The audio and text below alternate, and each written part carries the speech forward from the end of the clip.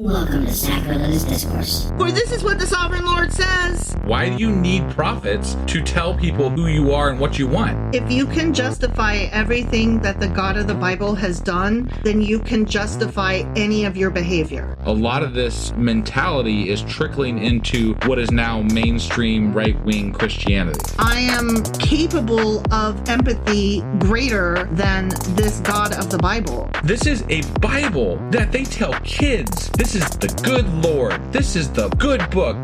He is fantasizing about murder, mass murder. Head over to sacrilegiousdiscourse.com right now to find out how to leave us a review or support us on Patreon.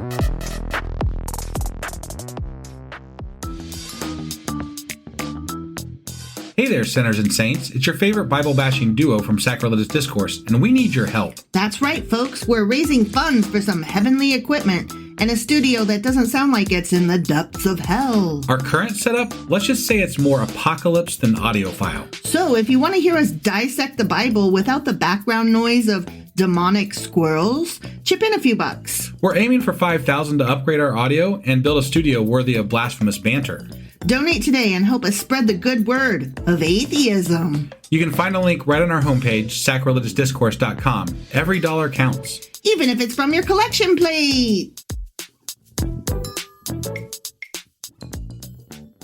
Husband! Wife! Do you remember where we were yesterday and where we are today? Well, yesterday we read Ezekiel Chapter 28, and in that chapter, God was rebuking the leader of Tyre. The leader of the Tyre. Yeah. He was apparently too arrogant about his wonderful city that God went on about in length about how wonderful it was. Right. And he thought too much of himself. So because it was wonderful and he went on about how wonderful it was, God's going to kill him. Yes. Or make him suffer or do something really bad and sink his ship and all kinds of crap. This is why we can't have good things. Right. Yeah, apparently it was like some comment on pride or something, which, okay, I guess. But you know what?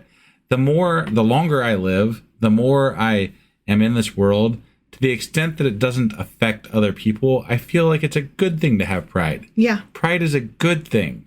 You should be prideful. I take pride in my successes, right, and yeah. I take responsibility for my faults. Yeah. Now, if you have pride to the extent that it's harmful to other people, that's a different story, I guess. That's not pride, that's arrogance. Right. And shittiness and assholeriness. Yeah. So but pride is one of those things that is like not good in the Bible, I think. Because if you're prideful, you're not allowing for God, right? You're not humble before God. You're supposed to be humble. Yeah, you're supposed to like be a piece of shit and talk about how much you suck and how you are a sinner from birth and from time memorial before you. Right. And nothing you can ever do is good, and kiss the ring and bend the knee and suck God's big old horse wiener thing. Yeah. So before we get into today's episode, I do want to cover one thing that I've been throwing out, and I have changed it up. So if you head to our website, which is sacrilegiousdiscourse.com, and then do a /shop, you can help us out by shopping on Amazon through that link. And any of your purchases will give us a little bit of a kickback from those if you do that for us. So definitely go to that page, bookmark it, use that when you shop on Amazon. We would definitely appreciate it. That being said, what we just got done reading yesterday was Ezekiel Chapter 28. Sure as fuck was. Which means that today we're getting into Ezekiel Chapter 29. All right, let's do this. Okie dokie.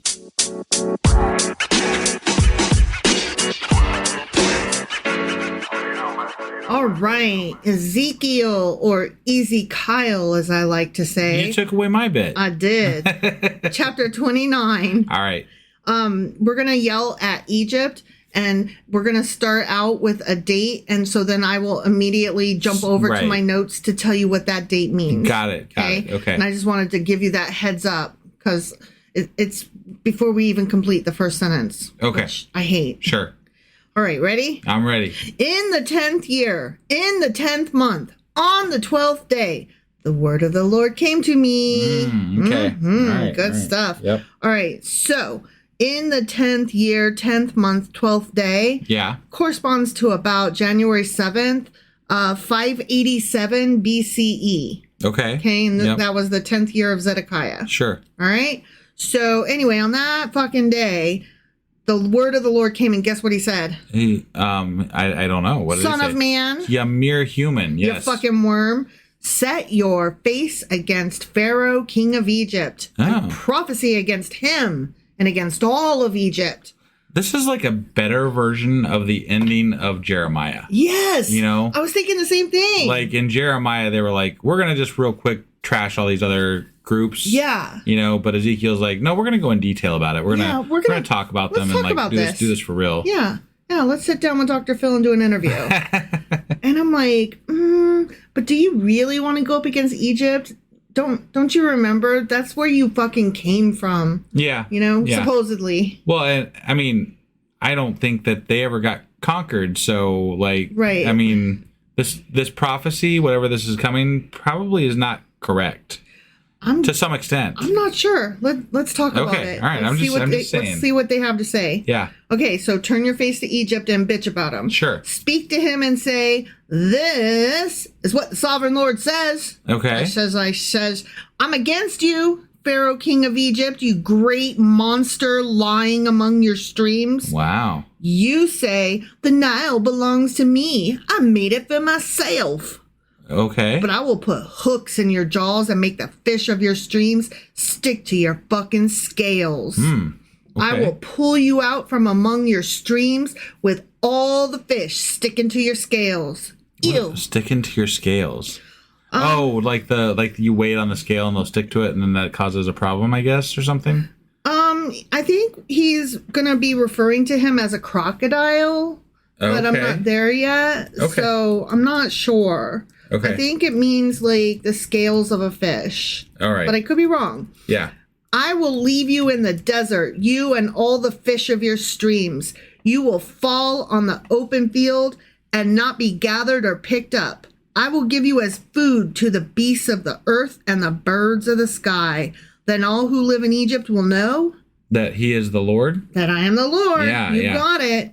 You have been a staff of reed for the people of Israel. When they grasped you with their hands, you splintered and you tore open their shoulders. When they leaned on you, you broke and their backs were wrenched. Okay. Okay? Yeah. I'm so mad at you, Egypt. You stick. So far, I haven't heard him say he's going to destroy them, though.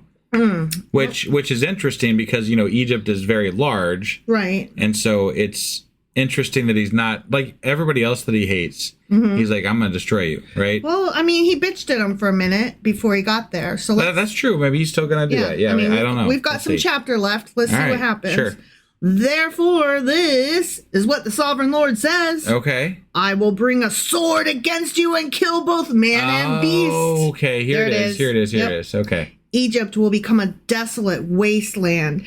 Then they will know That he's the Lord? that I'm the Lord. But Yep. again, I just have to say this because we did some research back during Jeremiah that showed that yes, there was a problem. Like one of the kings got dethroned or something like that. Yeah. But Egypt never got conquered, never got No. taken over. No. Nothing like that happened. Certainly didn't get wiped off the map since they're, yeah, they're still there. to this very day. Right? Yeah, I'm sure that there's apologists out there that are like, well, they were referring to the king, of course, or Or it yet hasn't to come. happened yet. Yeah, It's yet right. to come. Yeah. It's just whatever is most convenient in any discussion you're having. Sure. Yeah. Because you said, the Nile is mine, I made it. Therefore, I'm against you and against your streams, and I will make the land of Egypt a ruin and a desolate waste from Migdol to Aswan as far as the border of Cush. I got a note about those locations. Okay. Okay. Yeah. So the word Migdol means tower. Okay. And it could be like a raised part in the river, or it could be like a huge tower, actually. Okay. And so when he's saying from Migdol to Aswan, he's saying two different cities. Cush being the third one that he mentioned. Yeah. Those three cities are the ones where the Jewish people were resettled in Egypt during the Exile. exile. Sure. So Okay. that's what he's talking about there. Okay. Okay. All right. So anyway, the foot of neither man nor beast will pass through it. No one will live there for 40 years. 40 years, huh? Yeah. I think you got that one wrong. I think you got that wrong. We're right, because we actually did more research where it showed like there was like millions of people. Millions of people that were Jewish living in Egypt at the end of the exile. Yeah, millions. So guys. like that doesn't sound like they were that's not 40 years of emptiness. No. Nope. I will make the land of Egypt desolate among devastated lands, and her cities will lie desolate 40 years among ruined cities. And I will disperse the Egyptians among the nations and scatter them through the countries. I'm going to go with this is a completely failed prophecy. False. Yeah. You know, like this is wrong. This is bad. Like try again, God. Again, I'm sure the apologists work really hard, and I am curious. Like I want to go over this in the Q&A. Yeah. Because I'm like, this is wrong. Yeah. This is bad. This what is do not, you guys have to say about this, huh? Right. Yeah. Like they're going to throw out things like they lost a battle to Babylon out in this area. Right. Or they lost a battle here and the king got deposed or whatever. But this makes it sound like the same way he's talked about these other cities. I'm going to wipe you off the fucking map. Yeah. And that clearly did not happen. Right. Yet this is what the sovereign Lord says. Is it? At the end of 40 years, I will gather the Egyptians from the nations where they were scattered. I will bring them back from captivity and return them to Upper Egypt, the land of their ancestry. Okay. There they will be a lowly kingdom. It will be the lowliest of kingdoms and will never again exalt itself above the other nations. I will make it so weak that it will never again rule over the nations. Interesting. Egypt will no longer be a source of confidence for the people of Israel, but will be a reminder of their sin and turning to her for help. Why would he make an exception among the nations that he's destroying, other than his own people, to bring the Egyptians back? Because that's where they came out of captivity originally, and he's got a soft spot for them. I think it's more of a understanding that it will never happen fully. Yeah, probably. You know, like we're not going to be able to complete this one. I thought you were talking about why did God make an exception. Oh, well, God doesn't exist, so that's a moot point. So you actually meant why did the prophecy / writer people make an exception? Oh yeah, totally. They were like, I don't know, guys, it's Egypt. Yeah, they're not going to actually. They've been around forever. Right? Yeah. Yeah, they're here as big as Babylon. Right. Yeah. So anyway. Yeah, it doesn't. This doesn't make sense. No. Then they will know that he is the Lord, the sovereign Lord. Oh, the sovereign Lord. He is My the bad. sovereign Lord. Yeah. Okay, we got another date. Okay. Ready? Yep. In the 27th year, in the first month, on the first day, the word of the Lord came to me. Okay. This sounds like much later, because the first one was like the 10th year or something. Yeah. So this is like 17 years later. Yeah, this is April 26th, 571 BCE. Okay. The other one, this is 571. The other one was 587. Yeah, that's a big jump. Okay. Yeah. All right. So the word of the Lord came to me. Son of man. You mere human. You fucking worm. Right. Nebuchadnezzar, king of Babylon, drove his army in a hard campaign against Tyre. Every head was rubbed bare and every shoulder made raw. Yet he and his army got no reward from the campaign he led against Tyre. Therefore, this is what the sovereign Lord says. Why are we talking about Tyre now? I don't know. We were just talking about Egypt. We talked about Tyre the last two chapters. I don't know. It's a weird shift. We're in a the middle. Different little section. Right. now. No, but it's still a weird shift from Egypt back to Tyre. Well, Babylon, kind of. Yeah. Tyre, Babylon. Yeah. He's saying Nebuchadnezzar, the king of Babylon, drove an army against Tyre. Right. So this is the part where they So let me go on because the next sentence might help clear it up. Okay. Sure. He and his army got no reward from the campaign he led against Tyre. Therefore, this is what the sovereign Lord says. I am going to give Egypt to Nebuchadnezzar, king of Babylon, and he will carry off its wealth. He will loot and plunder the land as pay for his army. I have given him Egypt as a reward for his efforts because he and his army did it for me, declares the sovereign Lord. That's interesting. because I was just curious because this is we've looked this up before. Yeah. And basically even Google says, no. Never happened. That didn't. There were some skirmishes. There was some shit happening, but that never happened. Nope. There was never Nebuchadnezzar never took over conquered Egypt nope. ever. Nope. Okay. Yeah. I just wanted to clarify that because that's very false prophecy. Yeah. Very false prophecy. Right. Now, from what I can see, there was some significant weakening of their power. Sure. But that was just because Nebuchadnezzar was very powerful and coming in, but they still held him off. Yep. So Egypt is what it still is. the power that it is. Yeah. Right. It's still a big deal. We still talk about Egypt today. Right. On that day, I will make a horn grow for the Israelites, and I will open your mouth among them.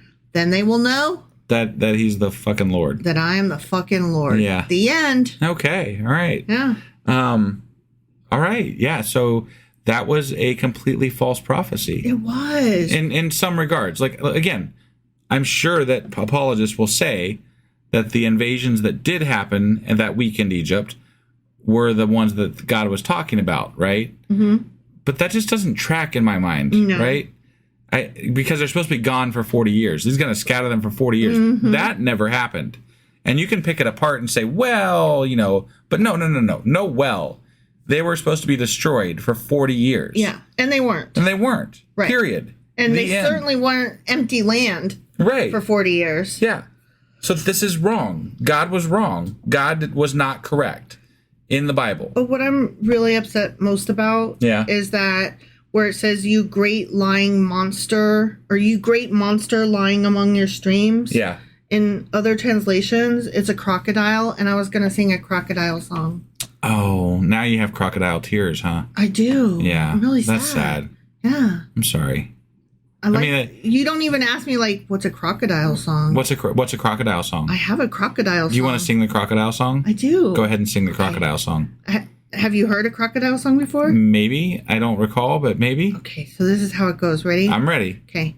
Oh, she sailed away on a bright and sunny day on the back of a crocodile. You see, said she, he's as tame as he could be. I'll ride him down the Nile. Oh, the croc winked his eye as she waved him all goodbye, wearing a happy smile. At the end of the ride, the lady was inside, and the smile was on the crocodile. I have heard it before. Isn't that it just was a long the time best? ago, but yes, I have heard that before. I fucking love the crocodile song, and I was looking forward to it because my notes said that there would be a crocodile. From what I looked that up too, just to but it is some sort of a reference to probably a crocodile or something. Yeah. So yeah. But you got to sing it anyway. I know, but we talked about it. I had to force it in there, though. You did have to force it in there. I had to shoehorn it. Yeah, much like God tried to force this prophecy into the Bible, apparently. Oh my God, you just compared me to God. I mean, you're much more real and better. So. Aw, thanks. I'll take you over God any day. Really? For sure. Aw, thanks. I love you too. All right. I think that's all we got for today. That's all we got for today. So that was Ezekiel Chapter 29. Sure as fuck was. Which means that we will be back tomorrow with Ezekiel Chapter 30. All right. We'll see you then. Bye. Hey, wife. I guess that's the end? But husband, that's just sad. It doesn't have to be. We are on lots of social media platforms like Twitter. Our handle there is sacrilegious_D. For D's nuts. Oh my God. Stop doing that. Anyway, we're also on Facebook, Instagram, and Pinterest. There's a link to all of our social media sites at our website. Ooh, we have a website? Yeah, it's sacrilegiousdiscourse.com, where you can also find a link to our merch shop. We have a merch shop? Yep. We have podcast-themed clothing, mugs, notebooks, and more, as well as an atheist and science-themed products. Wow, our fans should really go check that out right now. Definitely. They can get in touch with us by sending an email to sacrilegiousdiscourse@gmail.com. But before they do that, we could really use some help. Oh yeah? With what? Well, it's not free running the podcast, and we need some financial support in order to get better equipment, which will free up time so we can concentrate on our podcast and our fans. Okay, so what should they do? Head over to patreon.com/sacrilegiousdiscourse and sign up as a contributor on our podcast. Supporters there receive additional bi-weekly episodes that we record just for our Patreon members for as little as $2 a month. Also, we'd really appreciate it if you would like and subscribe on whatever platform you're using. And Apple Podcast reviews help us out tremendously. Like and subscribe, leave an Apple review, join us on Twitter, support us on Patreon. That's a lot of instructions. Don't forget to say thanks. Thanks. Okay, bye.